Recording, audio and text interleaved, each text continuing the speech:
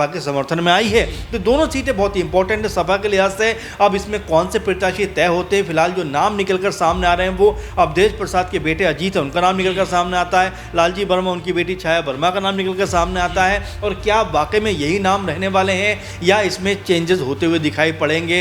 वहीं अगर हम करहल सीट की बात करें तो वहां पर तेज प्रताप वर्सेस अभी से अपर्णा यादव को लेकर चर्चाएं तेज हो रही हैं। तो अंतिम उत्तर प्रदेश की 10 विधानसभा सीटों पर उपचुनाव को लेकर के समाजवादी पार्टी ने एक बड़ा ऐलान कर दिया है। जी हां, हम बात कर रहे हैं उपचुनाव को लेकर के सपा ने तैयारी शुरू कर दी है। इसके साथ ही मिल्कीपुर से अवधेश प्रसाद जो कि फैजाबाद से सांसद हैं, उनके बेटे अजीत हो सकते हैं उम्मीदवार। जी हां, ये बड़ी खबर आ रही है सूत्रों के हवाले से। वहीं अगर हम बात करें करहल सीट पर सबकी नजरें बनी हुई थी, क्योंकि करहल सीट से माना यही जा रहा था कि अपर्णा यादव जो है सपा में वापसी करेंगी, वहां से अपर्णा यादव को टिकट मिल सकता है। लेकिन अब जो खबरें निकलकर सामने आ रही हैं कि तेज प्रताप यादव वहां से उम्मीदवार हो सकते हैं। तो जी हां, आपने देखा कि किस तरीके से करहल और मिल्कीपुर सीट समाजवादी पार्टी के लिए काफी अहम है और इन सीटों को लेकर के जो खबरें सामने आई ये अपने आप में कह सकते हैं कि भारतीय जनता पार्टी के लिए मुश्किलें खड़ी करने वाला है। बहरहाल देखा जाए तो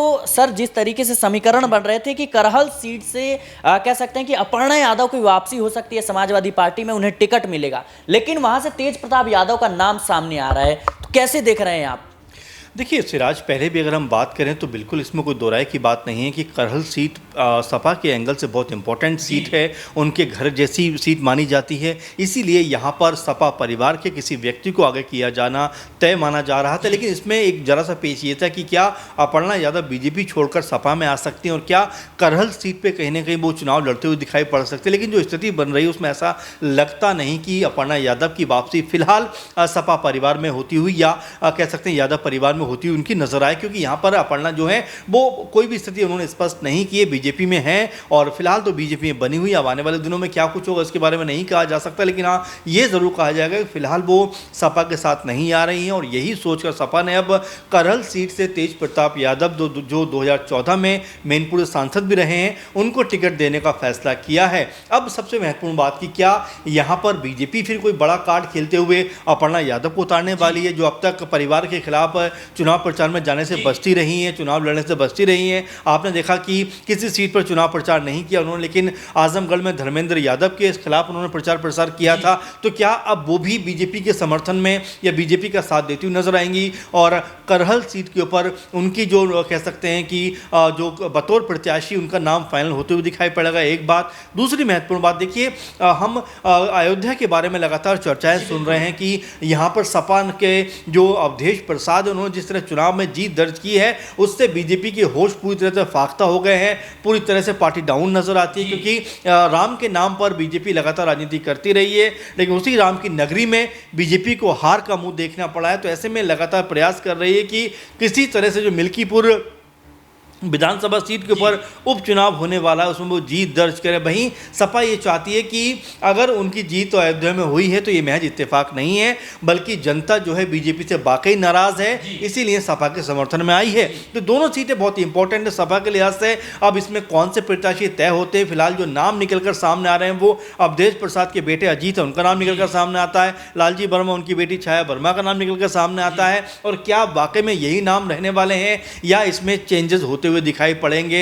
वहीं अगर हम करहल सीट की बात करें तो वहां पर तेज प्रताप वर्सेस अभी से अपर्णा यादव को लेकर चर्चाएं तेज हो रही हैं। तो अंतिम मोहर क्या लगेगी इस राज, ये देखना मेरे ख्याल से बहुत दिलचस्प आने वाले दिनों में होने वाला है। जी बिल्कुल, कहीं ना कहीं अंतिम मोहर जो है किसके नाम पर लगती है ये देखना काफी दिलचस्प होगा। लेकिन माना यही जा रहा था कि अपर्णा यादव जो है वो कहीं ना कहीं समाजवादी पार्टी में वापसी करेंगी और इसके संकेत जो है शिवपाल सिंह यादव ने देने शुरू कर दिए थे लोकसभा चुनाव के दौरान से ही। बहरहाल जिस तरीके से ये नाम सामने आए हैं, तेज प्रताप यादव का नाम आगे किया है, कहीं ना कहीं सर अखिलेश यादव जो है भरोसेमंद चेहरे को अपनी सीट सौंपना चाहते थे। कैसे देख रहे हैं? देखिए बिल्कुल, यही बात मैं करूँ कि पारिवारिक तौर पर वो किसी व्यक्ति को आगे लेकर आना चाहते थे और इसी वजह से अपर्णा यादव का नाम बारंबार इस सीट के ऊपर आ रहा था कि भाई परिवार के सदस्य हैं। और एक तरीके से कहें कि जो सपा में देखा गया था कि काफ़ी हद तक जो अपर्णा यादव नाराज होकर चली गई थी उनको मनाकर वापस लेकर आया जाएगा, ये तो खबरें थी। शिवपाल यादव को लेकर बातें लगातार हो रही थी कि वो मना कर लेकर आएंगे, और तमाम तरह की बातें ये भी थी कि बीजेपी के अंदर अभी तक अपर्णा यादव को कोई स्थान ऐसा मिला नहीं जिसको लेकर ये कहा जाए कि भाई बीजेपी ने अपर्णा यादव का बहुत मान सम्मान किया। ये तमाम सारी वजह थी जो ये बता रही थी कि एक तरीके से अपर्णा की वापसी सपा में हो सकती है, लेकिन अब फिलहाल ऐसा लग रहा है कि अपर्णा की वापसी फिलहाल नहीं है। लेकिन हाँ, ये जरूर हो सकता है कि बीजेपी मौके को ताड़ते हुए, मौके को भांपते हुए यहाँ पर यादव वर्सेस यादव, यानी कि जो यादव कुनबा है उनको आपस में भिड़ाती हुई नजर आ जाए। इसीलिए अभी से अपर्णा वर्सेस तेज प्रताप यादव के बीच में मुकाबला होने की खबरें लगातार सुर्खियां बटोर रही हैं। हालांकि अभी तक चुनाव की घोषणा नहीं हुई है, जबकि आने वाले दिनों में ऐसा लग रहा है कि चुनाव की जो तारीख है उसका अनाउंसमेंट हो सकता है। अब वो किस महीने में होगा, क्या आने वाले जब हरियाणा चुनाव होंगे उनके साथ में ये विधानसभा चुनाव हो जाएंगे, या उत्तर प्रदेश में जो होने वाले हैं, या फिर इसके लिए पहले ही कुछ समय तय किया जाएगा। तो अभी कई सारे अगर मगर हैं, लेकिन फिलहाल पॉलिटिकल तौर पर बात करें तो बीजेपी की कोशिश यही है कि भाई अयोध्या जिस तरह से उन्होंने गंवाया, कम से कम वो इसको हासिल करें। वहीं सपा का प्रयास ये है कि भाई जिस तरह उनको जीत मिली है वो जीत इत्तेफाक नहीं थी, बल्कि मिल्कीपुर में भी वो चुनाव जीतकर कहीं ना कहीं बीजेपी को गलत साबित करने का प्रयास करते हुए नजर आ सकते हैं। जी बिल्कुल, कहीं ना कहीं मिल्कीपुर सीट इसलिए भी अहम है क्योंकि वहां से नवनिर्वाचित सांसद अवधेश प्रसाद को लेकर के अखिलेश यादव जो है खुद संसद में आगे बैठते हैं, और जिस तरीके से कहीं ना कहीं राम मंदिर को लेकर के, अयोध्या को लेकर के भारतीय जनता पार्टी ने पूरा का पूरा चुनाव जो है उसकी पटकथा लिखी, लेकिन वहीं पर हार हो जाती है। और ये हार भारतीय जनता पार्टी को पचाना मुश्किल पड़ जाता है, और लगातार यूपी की सियासत में बैठकों का दौर शुरू है। केशव प्रसाद मौर्य बनाम योगी आदित्यनाथ की लड़ाई किसी से छिपी नहीं है, लेकिन अखिलेश यादव भी अब कहीं ना कहीं पीडीए से आगे निकलकर ब्राह्मण कार्ड खेल दिया है। उन्होंने माता प्रसाद पांडे को नेता प्रतिपक्ष के रूप में चुना है। क्या लगता है सर आपको कि ब्राह्मण जो वोट बैंक है वो कहीं ना कहीं उपचुनाव में कह सकते हैं अहम कड़ी साबित करता हुआ नजर आएगा, क्योंकि ब्राह्मण जो वोट बैंक है वो भारतीय जनता पार्टी से नाराज बताया जा रहा है? देखिए, बिल्कुल जाहिर बात है, अखिलेश यादव ने जिस तरह पीडीए का नारा देखकर कहीं ना कहीं पिछड़ा, दलित और अल्पसंख्यक को अपने साथ जोड़ा,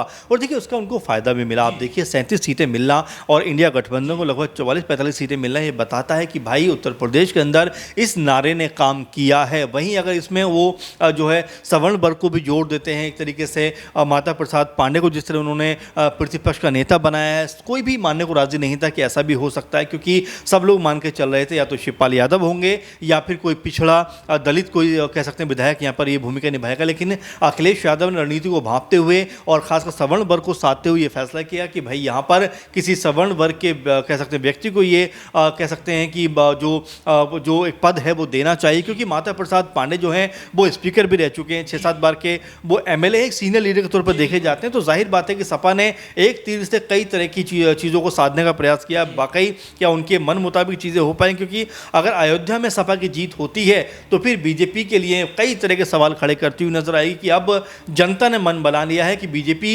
से उनका मोह भंग हो गया है, और अगर बीजेपी यहाँ पर चुनाव जीतती है तो ये लगेगा कि बीजेपी ने अपनी वापसी की है, और साथ में ये भी कहा जाएगा कि अयोध्या चुनाव जीतना सपा के लिए सिर्फ इत्तेफाक था, उससे ज़्यादा कुछ नहीं। जी बिल्कुल, कहीं ना कहीं देखा जाए तो अयोध्या के अंतर्गत मिल्कीपुर सीट काफी अहम मानी जा रही है, क्योंकि वहां पर अगर समाजवादी पार्टी जीत दर्ज कर लेती है फिर योगी आदित्यनाथ पर भी सवाल उठेंगे। और लोकसभा चुनाव में जिस तरीके से फैजाबाद सीट पर जो है भारतीय जनता पार्टी की हार होती है, उसके बाद से लगातार सियासी सरगर्मियां जो हैं वो तेज होती हुई नजर आती हैं। योगी आदित्यनाथ की कुर्सी पर भी सवाल उठते हैं। केशव प्रसाद मौर्य लगातार जो है विधायकों मंत्रियों के साथ बैठक करते हैं, लेकिन बहरहाल जो नाम सामने निकल कर आ रहे हैं, सामने तेज प्रताप यादव करहल सीट से चुनाव लड़ेंगे और मिल्कीपुर से अजीत जो है प्रसाद लड़ेंगे, जो कि अवधेश प्रसाद के बेटे हैं। तो कहीं ना कहीं मुकाबला जो है वो काफी ज्यादा दिलचस्प होने वाला है। बहरहाल देखना होगा कि क्या समाजवादी पार्टी पीडीए से ऊपर उठकर जिस तरीके से ब्राह्मण कार्ड खेलते हुए नजर आए अखिलेश यादव, इसका फायदा